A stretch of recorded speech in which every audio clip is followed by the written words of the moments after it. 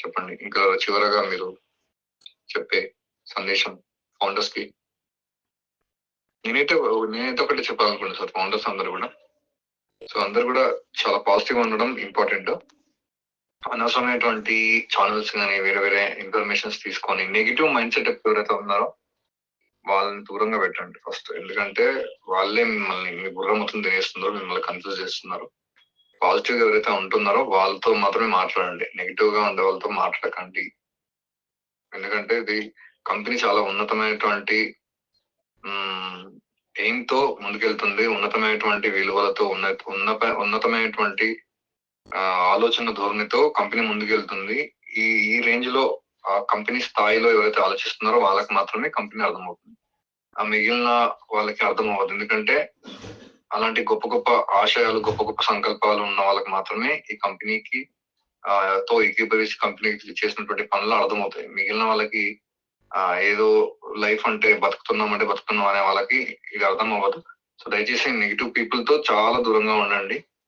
మీకు ఏం జరిగిన అంతేసిన నెక్స్ట్ స్టెప్ లో ఏమేమి జరిగినా అవన్నీ కూడా మీరు ఎక్కువగా పరవశించి విచ్చలవిడిగా ఏది కూడా పబ్లిక్ చేయొద్దు. మన కంపెనీకి సంబంధించినటువంటి డేటా కానీ కంపెనీకి సంబంధించినటువంటి విషయాల్ని పబ్లిక్ చేయొద్దు. కామ్ గా ఉండండి, సైలెంట్ గా ఉండండి.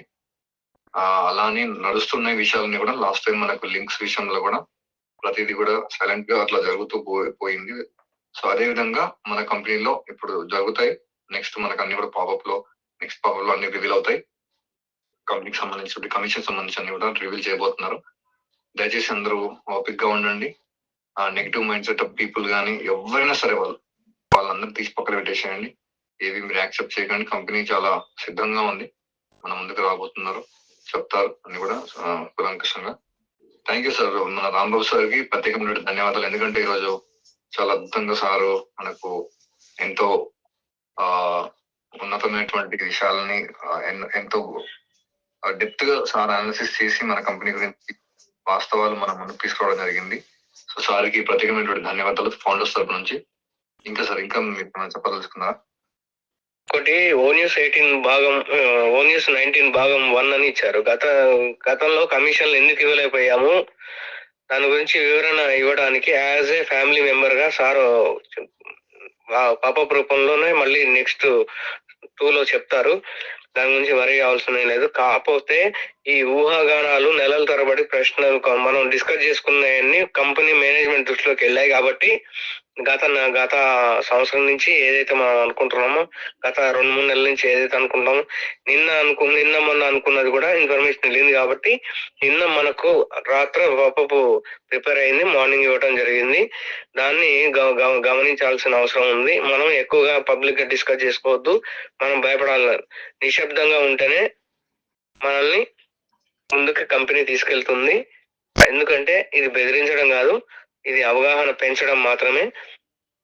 సో ఫ్యామిలీ మెంబర్ గా ఒక సాధక బాధకాలు అన్ని మీకు చెప్పడానికి నేను రెడీ ఉన్నాను, వస్తున్నాను త్వరలోనే అని చెప్పడం యాష్ సార్ ఉద్దేశం. యాష్ సార్ కి ఉద్దేశంతో ఉన్నటువంటి పాపప్ ఈ రోజు గమనించుకోండి. ఇంకా వేచి ఉండండి. మీతో వెయిట్ అండ్ సీ. తొందరలోనే ఇంకోటి కూడా ఓన్ న్యూస్ సెషన్ ఇంకోటి పార్ట్ 2 కూడా వస్తుందని అర్థం. ఒకటి ఉన్న పార్ట్ 1 మెన్షన్ చేశారంటే పార్ట్ 2 ఉన్నట్టే కదా. సో ఈ పార్ట్ 2లో మనం అద్భుతమైన విషయాలు చూడబోతున్నాం ఖచ్చితంగా. ఆల్రెడీ మనకు ఈ తెర దించడానికి సిద్ధంగా ఉన్నాం అని చెప్పేసి కర్టెన్ ఓపెన్ చేయబోతున్నాం. మీకు ఉన్నటువంటి ప్రాబ్లమ్స్ అన్ని మీ ముందు పెట్టి రివీల్ చేసి మీకు అన్ని తెలియజేసి మిమ్మల్ని ముందు తీసుకెళ్తానని సార్ వాగ్దానం చేశారు. ఆ వాగ్దానమే ఈ పాపప్ రూపం 18-19లో ఉన్నటువంటిది. ఇంకోటి ఏంటి, సెప్టెంబర్ లో మనకు అక్టోబర్ లో లాస్ట్ అక్టోబర్ 21 నైట్ 11:30 వచ్చినట్లు ఏం చెప్పారు, మీకు కావాల్సినటువంటి కొన్ని వేల డాలర్లని మీ ఐడియాలో నింపిన తర్వాతనే బయట $200 పెట్టి ఒక ప్రోడక్ట్ కొనుక్కోమని అడుగుతాను. అప్పటిదాకా మిమ్మల్ని అడగను. ఆ విధంగా మిమ్మల్ని స్ట్రాటజిక్ గా పద్ధతిలో నేను మిమ్మల్ని రెడీ చేస్తున్నాను అని చెప్పాడు. సో అది మర్చిపోయారు జనాలు గమనించటం. సో అవి జరుగుతున్నటువంటి మార్పులు. ఆ మార్పులన్నీ మీరు ఈ మీటింగ్ జరిగిన లైవ్ స్ట్రీమ్ లో ఏం చెప్పారు యాష్ సారు, మనకు ఏం జరుగుతుంది, అది చెప్పినట్టు చేస్తున్నారా లేదా, అనేది గమనించుకోండి. ఇంకోటి ఏంటంటే విత్ ఇన్ షార్ట్ పీరియడ్ లో సార్ వస్తారు కాబట్టి మనకు అన్ని క్లియర్ అయిపోతాయి. దయచేసి ఎవరిని ఫోన్ చేసి ఎవరిని ఎప్పుడు వస్తాయి, మనకు వ్యాలెట్స్ ఎప్పుడు ఫిల్ అవుతాయి అని చెప్పేసి క్వశ్చన్లు అయితే అడగండి. ఆల్రెడీ మనకు పాపప్ రూపంలో అన్ని వివరించబోతున్నారు. పార్ట్ 2 కోసం వెయిట్ చేద్దాం. వీటిని విత్ యాష్ లాగిన్ అవుతూ దాంట్లో కూడా వచ్చేటువంటి మార్పులను గమనిద్దాం. దాంట్లో వచ్చే పాపప్ ని గమనిద్దాం. ఓ న్యూస్ 19 పార్ట్ 2 కూడా మనకు మండే లోపల అవకాశం ఉంది. ఇవాళ రాకపోతే మండే లోపల వస్తాయి. డెఫినెట్ గా మనకు అన్ని క్లారిటీ వచ్చేస్తాయి. దాని గురించి కంపెనీ ఇచ్చేటువంటి గైడ్ లైన్స్ మాత్రమే ఫాలో అవ్వండి. ఇంకోటి ఏంటంటే లింకులు కూడా మనకు మళ్ళీ వారం రోజుల్లో మళ్ళీ పెరిగిపోతాయి. మనం ఎంత పెరిగితే అంత బలంగా తయారవుతున్నాం గుర్తుపెట్టుకోండి. కంపెనీనేమో మార్కెట్ లో డేగాకన్ లో పనిచేస్తుంది. డేగాకన్ తో పనిచేస్తుంది. మార్కెట్ లో ఏం జరుగుతుంది అనేది మనకు బలమైనటువంటి లింకులను ఇవ్వడం జరుగుతుంది. మనం సింహం లాగా మార్కెట్ లోకి వెళ్ళబోతున్నాం. అట్లా అని చెప్పేసి మనం లింకులు ఇచ్చిన మాత్రం మార్కెట్ లో పని చేయాల్సిన పని లేదు. రొటేటర్ ఉంటుంది. మళ్ళీ ఒకసారి రిపీట్ చేస్తున్నాను అనుకోవద్దు. ఈ రొటేటర్ ద్వారానే మనకు వర్క్ జరుగుతుంది. అన్ని సెల్ ఫోన్ ద్వారానే చేసుకోగలుగుతాం. అంత సింపుల్ వర్క్సే ఉంటాయి. మనం పోయి కార్పొరేట్ కంపెనీలు కానీ ఎక్కడ కానీ లింకులు తీసుకొని బతలాడాల్సిన అవసరం లేదు. ఒక్క ప్రోడక్ట్ మెయిల్ అన్లిమిటెడ్ స్టోరేజ్ అనేటువంటి ఉంటే అది ఒక్కటి ఇస్తే ఫ్రీ ప్రోడక్ట్ ని మనం వరల్డ్ వైడ్ క్యాప్చర్ అయిపోతాం. తద్వారా మనం ఎన్ని ప్రోడక్ట్లు ఇచ్చినా అన్ని ప్రోడక్ట్లు తీసుకోవడం జరుగుతుంది. మార్కెట్ లో బిజినెస్ జరగడం జరుగుతుంది. సో సార్ దగ్గర డబ్బులు లేవు, మనకు ఎక్కడి నుంచి ఇస్తాడు, ఇంకా మార్కెట్ లో పోవాలా, ఇప్పుడు మేము పని చేయాలా, అవసరం మాకు ఇంత అవసరమా అని ఆలోచించే వాళ్ళకి మాత్రం, ఆర్గ్యుమెంట్ చేసే వాళ్ళకి మాత్రం ఏం చెప్పలేము. ఆల్రెడీ కంపెనీ దగ్గర డబ్బులు లేవు అనే ఎవరైనా వాదిస్తే వాళ్ళ దగ్గర నుంచి దూరంగా ఉండండి. వాళ్ళతో దూరంగా ఉండండి. సార్ ఇప్పుడు చెప్పేటువంటి పాపప్ లో ఉన్న స్ట్రాటజీ ఏంటంటే అన్ని సిద్ధంగా ఉన్నాయి, వీటి మాత్రం డిస్కస్ చేసుకోవద్దు, మేము త్వరలోనే ఇచ్చేస్తామని అర్థం. దీన్ని కార్పొరేట్ స్థాయి వ్యక్తులకు మాత్రమే అర్థమవుతుంది.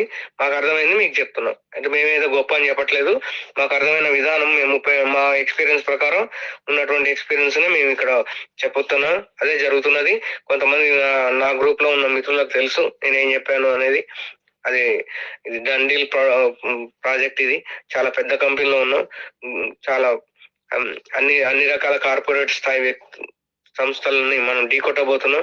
కాబట్టి మనల్ని ఎలాంటి స్థాయిలో ఉన్నాం అనేది రిమైండ్ చేసుకొని దాని ప్రకారం ముందుకు వెళ్లాల్సిందిగా నేను రిక్వెస్ట్ చేస్తున్నాను అందరినీ. సో ఒక ప్రొడక్ట్ మనకు 7 ప్రొడక్ట్లు ఇస్తామని చెప్పేసి ఏదైతే చెప్పారో దాంట్లో 2 ఫ్రీ ప్రొడక్ట్స్ ఉన్నాయి. ఒక 5 ప్రొడక్ట్స్ కాస్ట్ మార్కెట్ లో బ్లాస్ట్ మనకు వచ్చేటువంటి రెవెన్యూని సరిపోతుంది. ఇంకా మిగతా ప్రొడక్ట్లు కూడా మీరు కొనలేరు అని చెప్పేసి చెప్పారు. అలాంటి రెవెన్యూ రాబోతున్నది. వచ్చే ఇన్కమ్ ని ఆస్వాదించడానికి